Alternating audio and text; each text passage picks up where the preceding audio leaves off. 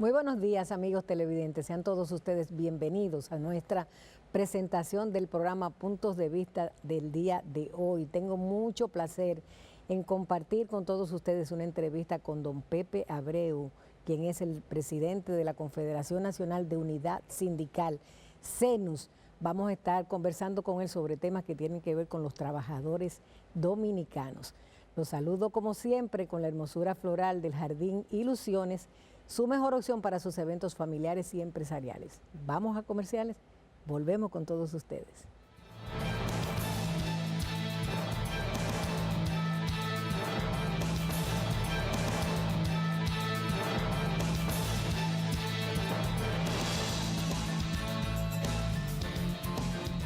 Para mí es un placer compartir con un dirigente histórico del sindicalismo nacional, don Pepe Abreu, presidente de la Confederación Nacional de Unidad Sindical. Vamos a estar conversando con él sobre temas que tienen que ver con los trabajadores dominicanos. ¿Cómo estás, Pepe?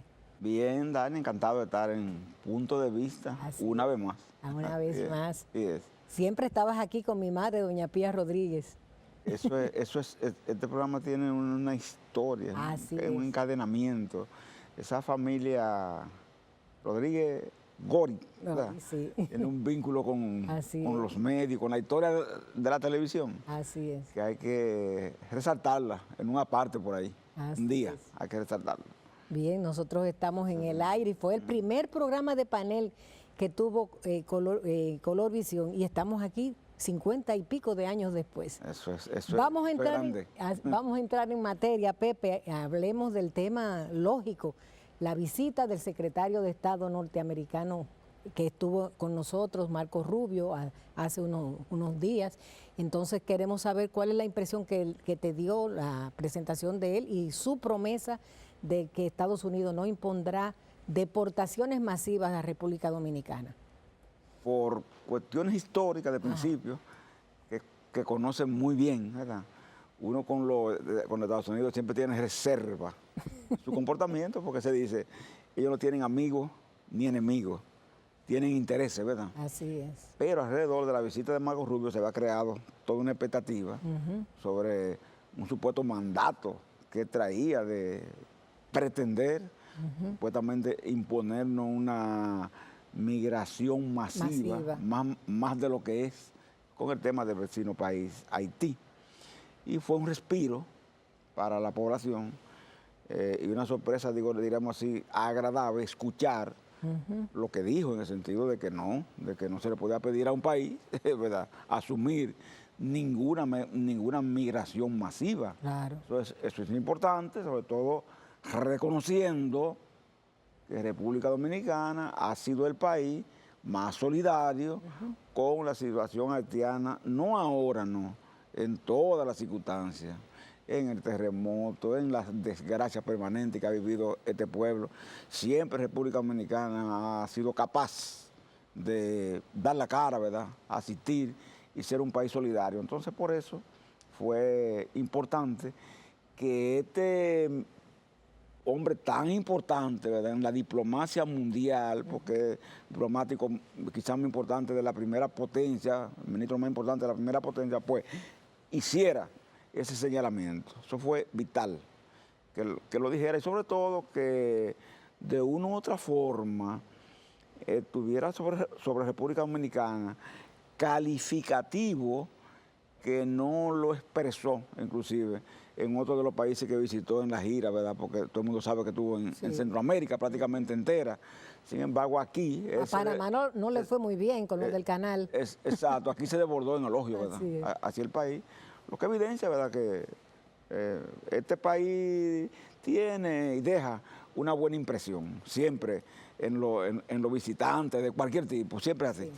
A propósito de esta visita y del tema haitiano que estamos hablando, es importante analizar lo que es la realidad de ese pueblo y lo que significa la migración haitiana en República Dominicana en términos de peso sobre nuestra masa laboral. ¿Cómo está influyendo la presencia masiva de haitianos en nuestra facilidad de trabajo para los dominicanos? Sí, claro está. Esa migración masiva en ocasiones impacta y lógicamente a veces impide al desarrollo tecnológico de la República Dominicana a nivel de fuerza laboral. ¿Por qué? Porque algunos sectores empresariales se acomodan a esta mano de obra que tienen un nivel de retraso muy alto, ¿verdad? Mucho más alto que de aquí su retraso. Y entonces por eso, muchas veces usted ve que en áreas en que la tecnología se puede desarrollar y mucho trabajo ya en el área, por ejemplo, de construcción, tienen tecnología avanzadísima.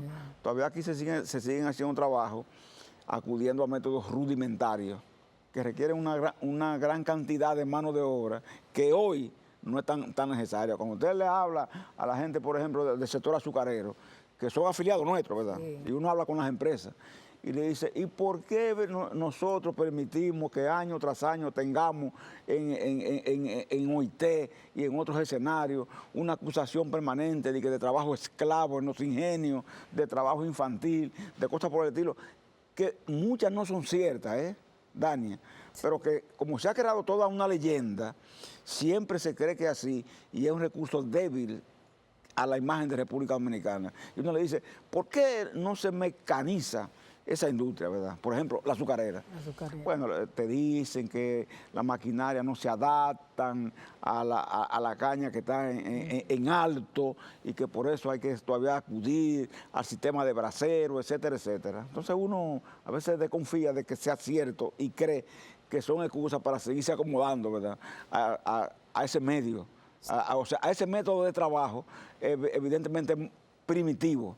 Entonces así pasa en áreas como esa y en áreas como las otras. Entonces yo creo que hay que avanzar hacia procesos tecnológicos que permitan que esto no se convierta siempre en un baldón acusatorio contra la República Dominicana, sobre todo en el trabajo agrícola, particularmente el azucarero y construcción. Hay que trabajar eso. Hay que admitir, Dania, también, que a medida que los pueblos avanzan, eso hay que entenderlo también, hay tendencia a los naturales de un país a emigrar hacia trabajos más, que entiendan más remunerativo, más cómodo, más remunerativo, con mayor flujo de efectivo, de pago y demás, aunque muchos de esos trabajos no garanticen cierto nivel de protección social, pero la gente tiende a buscar eso. Entonces, cuando eso pasa, ¿qué ocurre?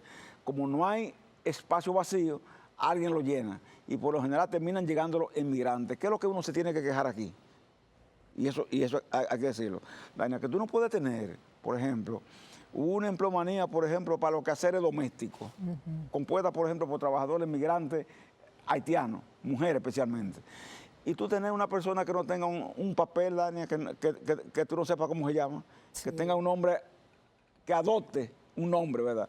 Y te diga que ese es su nombre, pero que tú no tengas un registro para seguir el rastro de esa persona que está en tu casa, empleada. No sepa quién es, porque su país no es capaz de otorgarle un documento. Marco Rubio dijo algo que para mí fue lo más importante que dijo, con respecto a ese tema. Él dijo, la solución de Haití descansa en su pueblo y en sus élites, pensantes, ¿verdad? Wow. No hay nadie, Dania, que solucione el problema de un país porque vengan los norteamericanos, vengan los europeos, intervengan los asiáticos, nadie lo va a resolver. Si no nace de la propia raíz de ese pueblo X, no habrá manera nunca de construir una cultura ni de paz ni de desarrollo. República Dominicana es un ejemplo de eso, República Dominicana ha tenido ¿cuántas intervenciones norteamericanas? 2. Un descubrimiento como llaman, ¿verdad? De los españoles. Aquí estuvieron los franceses, los ingleses, todo el mundo estuvo aquí. Pero lo que nosotros hemos alcanzado también ha partido de que, si bien nosotros criticamos a los políticos dominicanos y critican a los sindicalistas dominicanos y se critican a los empresarios dominicanos, nosotros hemos podido construir una cultura de paz que lleva años, Dani, ¿desde cuándo? Sí. ¿Entiendes? Entonces, esa cultura de paz, de entendimiento, de procesos electorales que se han respetado, ha permitido construir una República Dominicana que, aunque no estamos en un paraíso, pero por lo menos se puede decir que tenemos un nivel de estabilidad que ha permitido cierto nivel de desarrollo. Somos una sociedad de renta media, ¿verdad? De renta media. Ok, no podemos caer en la trampa de la renta media, porque esto se puede eternalizar y también eso crea y prolonga las desigualdades, pero comparado con un proceso de desorden como que vive Haití, creo que es un paso gigantesco. Bien, eso bien. es así. Bien, pues vamos a una pausa y retornamos con nuestro invitado del día de hoy, Pepe Abreu. No se vayan.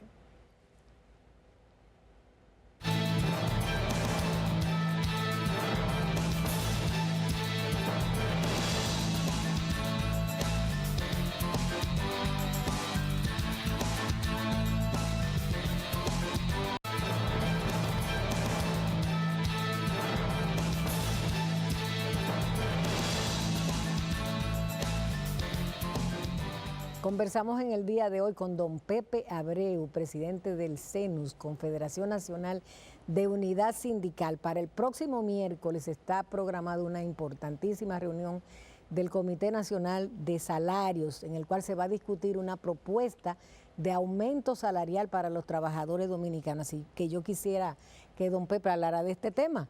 Es una esperanza para los trabajadores.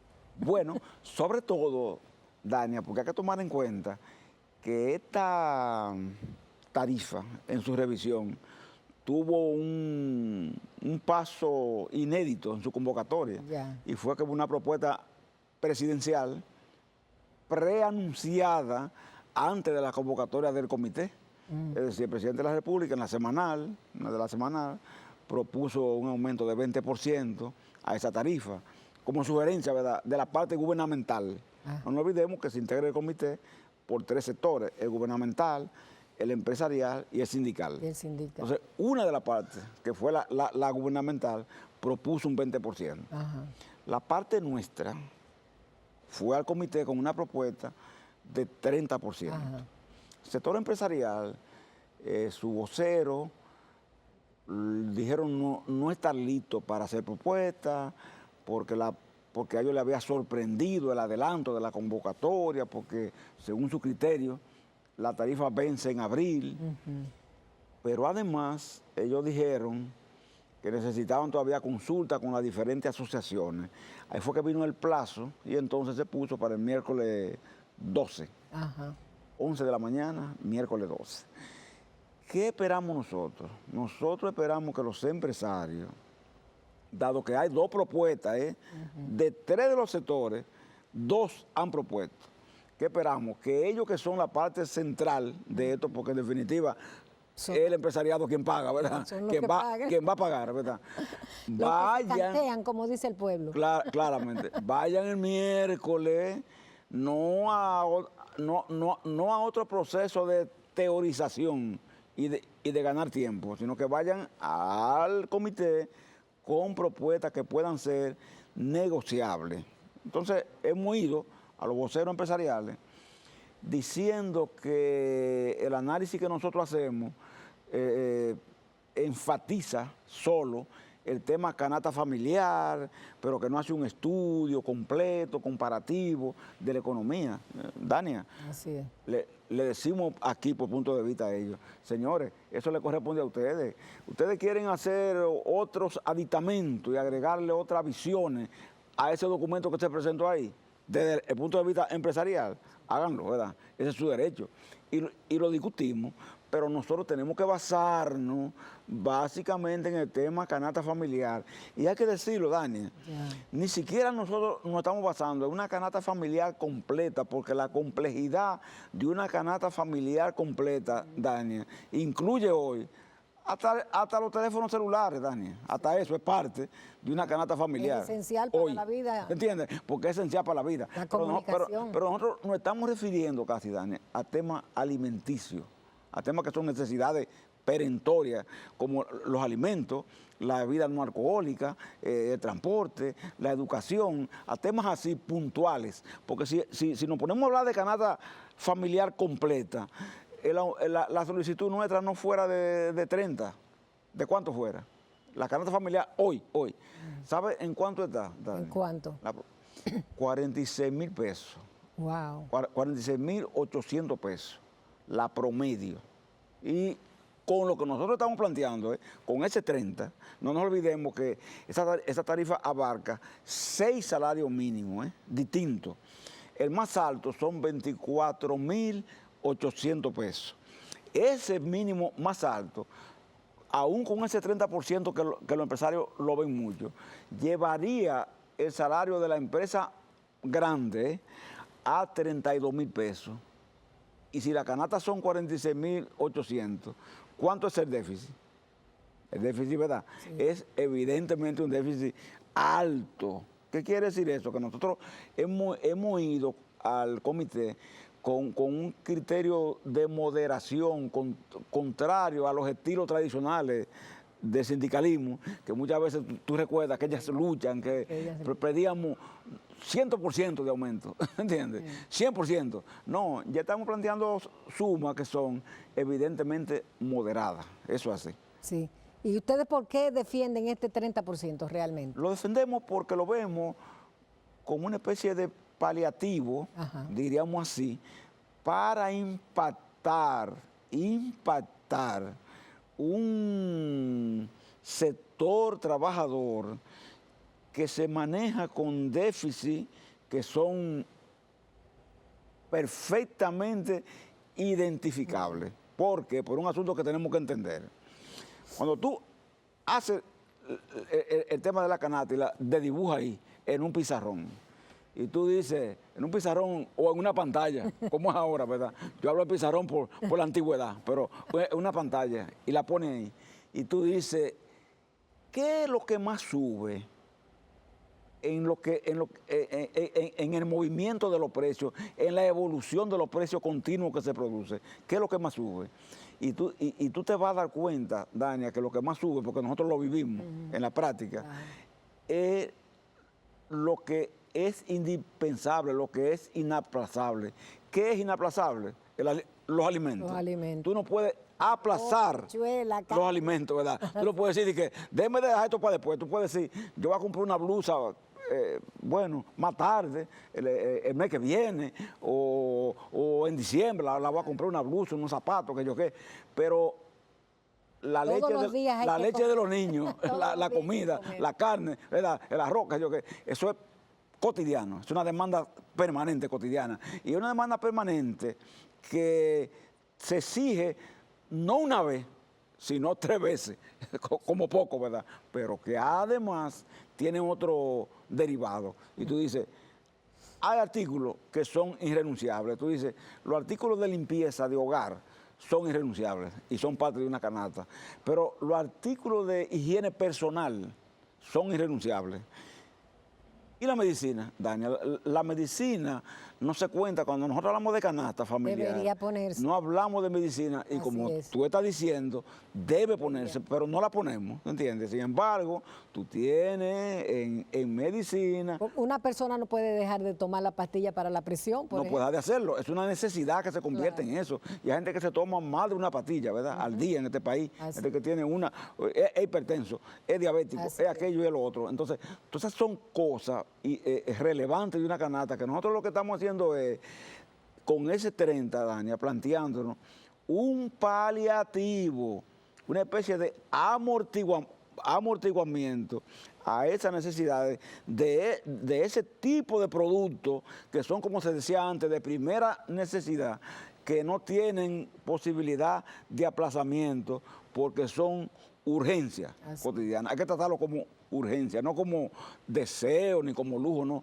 como urgencia. Así es. Vamos a hablar un poco de Eddie Olivares, que se está estrenando como ministro de Trabajo. Él se estrenará en esta reunión del Comité Nacional de Salarios. Bueno, cuando estamos grabando aquí, precisamente nosotros tenemos hoy un encuentro al mediodía de las 3 cabezas de las centrales sindicales con Eddie Olivares, que nos va a recibir para intercambiar. Él sucede ahí a Luis Miguel de Can, que fue escogido como ministro de Educación, ¿verdad? Un gran cargo, digo yo, ¿verdad? Para cualquier persona, cualquier político y demás. Entonces vamos a ver en este intercambio con Eddie Olivares qué se puede hacer. Eddie Olivares tiene una tradición. Él, además de político, en su juventud, en aquellos tiempos de nosotros, Dani. Él fue muy jovencito, el presidente de la Federación de Correo, cuando existía esa Federación de Correo que después se extinguió con la pérdida de importancia prácticamente del correo normal, ¿verdad?, que existía antes. Entonces él fue presidente de esta federación, por tanto ha tenido un vínculo con las organizaciones sindicales. Creo que es una persona que uno lo observa, estuvo en la Junta Electoral, ¿verdad?, en un momento determinado, y cuando lo observa en política, lo que nota en él es una persona como decente, ¿verdad?, que tiene mucha inteligencia emocional, ¿verdad? Y de la otra también, pero la emocional es muy importante que toda, pienso yo, Dania, muchas veces, para tú bregar con un cargo como este, que en definitiva es de los ministerios que en la sociedad brega con uno de los equilibrios más importantes que hay que mantener, el sector trabajador y el sector empleador. ¿Tú ves? Entonces, la persona que esté ahí tiene que tener suficiente como equilibrio emocional y demás para poder mantener la paz laboral, que es uno, Dania, de los bienes más preciados de este país. Muchos no la aprecian. ¿Tú sabes por qué, Dania? Porque no se ha perdido, porque la hemos mantenido. Pero si se pierde, entonces mucha gente se da cuenta la importancia que tiene la paz laboral. Todo esto eso que dijo Marcos Rubio, de República Dominicana, tiene que ver mucho, porque él habló de eso, un país seguro, dijo él, seguro, jurídicamente, pero y seguro para la inversión, él lo dijo. Pero ¿por qué lo dijo? Porque los inversionistas a nivel internacional, a nivel del mundo, cuando piensan en un hotel, cuando piensan que irse a una Punta Cana, un sitio así, lo hacen partiendo de que aquí en este país existe paz laboral. ¿Cómo no? Bien, pues con estas palabras vamos a concluir esta interesantísima participación de Pepe Abreu, presidente del CENUS, aquí en nuestro programa Punto de Vista. Vamos a comerciales y volvemos con todos ustedes.